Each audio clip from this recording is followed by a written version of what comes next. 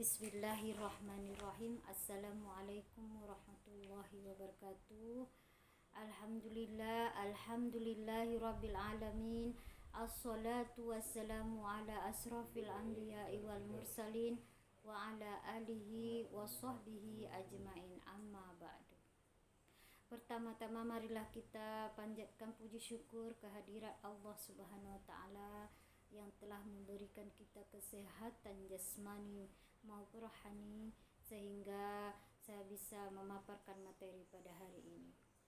Yang kedua kalinya, salawat beriring salam marilah kita hadiahkan buat junjungan Nabi besar kita Muhammad sallallahu alaihi wasallam dengan ucapan Allahumma sholli ala sayyidina Muhammad wa ala alihi sayyidina Muhammad.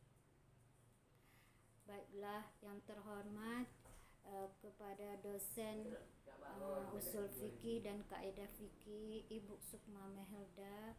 Selanjutnya saya akan mengenalkan diri saya. Nama Normalayanti, Parodi Akuntansi Syariah Reguler B. Baiklah, selanjutnya saya akan memaparkan materi saya dengan tema istihsan dan istishab pada ekonomi. Yang pertama, istihsan dalam ekonomi Islam. Istihsan merupakan sebuah kecenderungan pengambilan hukum karena menganggap bahwa hukum yang kedua adalah lebih baik dibanding praktek yang dilakukan dari hukum asal.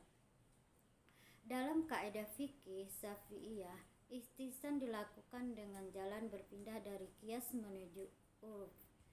Uruf merupakan konsensus yang kadangkala disepakati kebaikannya sebab dipandang pada sisi maslahahnya. Dalam perkembangannya, istihsan banyak dipakai dalam konsep ekonomi syariah. Banyak akad-akad yang ditetapkan oleh Dewan Syariah Nasional atau DSN, Majelis Ulama Indonesia atau MUI, memiliki konsep dasar darurat. Jika Anda memeriksa banyak fatwa DSN, Anda akan banyak menemui kaidah al-daruratu tubihul al-madrurat, yaitu kondisi darurat membolehkan sesuatu yang dilarang. Dalil yang digunakan ihtisan dalam Al-Quran diantaranya surah Az-Zumar ayat 17 sampai 18. Sedangkan dari hadis, apa yang dianggap baik oleh kaum muslim maka baik di sisi Allah Subhanahu wa taala. Adapun pandangan dari para ulama, terjadi perbedaan pendapat seperti pendapat Imam Syafi'i, Maliki dan Hanafi dan lain-lain. Contoh istihsan dalam ekonomi Islam. Seseorang dititipi barang harus mengganti barang yang dititipkan kepadanya apabila digunakan untuk mengongkosi hidupnya. Apabila seorang anak menitipkan barang kepada ayahnya, kemudian barang tersebut digunakan olehnya untuk membiayai hidupnya, maka berdasarkan istihsan, si ayah tidak wajib menggantinya karena ia mempunyai hak menggunakan hartanya untuk keperluan membiayai hidupnya. Yang kedua, istishab dalam ekonomi Islam. Istishab dalam Islam merupakan upaya mendekatkan satu peristiwa hukum dengan peristiwa lainnya, sehingga keduanya dinilai sama hukumnya. Istishab pada dasarnya merupakan suatu metode penemuan hukum berdasarkan hukum yang sudah ada sebelumnya selama belum ada dalil atau bukti hukum baru yang menyatakan sebaliknya. Macam-macam istishab. Yang pertama, istishab al-ibabah al-ashliyah. Istishab yang didasarkan pada hukum asal yaitu mubah atau boleh.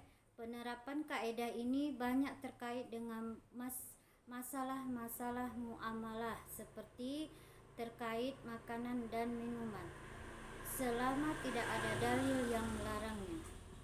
Maka hal tersebut diperbolehkan dikarenakan pada dasarnya segala sesuatu di bumi ini diperuntukkan oleh Allah bagi kehidupan manusia. B. Istishab al-bara'ah al-asliyah. Istishab ini berdasarkan prinsip bahwa pada dasarnya manusia bebas dari taklif atau beban. Sampai adanya dalil yang mengubahkan status tersebut atas dasar ini, manusia bebas dari kesalahan sampai adanya bukti. C. Istishab al-hukmi, didasarkan atas tetapnya hukum yang sudah ada sampai dalil yang mencabutnya. D. Istishab al-wasfi, istishab yang didasarkan atas anggapan tetapnya sifat yang ada dan diketahui sebelumnya sampai ada bukti yang mengubahnya. Contoh penerapan istishab. Penerapan konsep istishab dalam hukum perdata berlaku dalam bidang perikatan ekonomi, bahwa pada dasarnya setiap orang bebas dari segala tanggungan berupa kewajiban perdata. Sekian materi saya pada hari ini dan saya akhiri. Wassalamualaikum warahmatullahi wabarakatuh.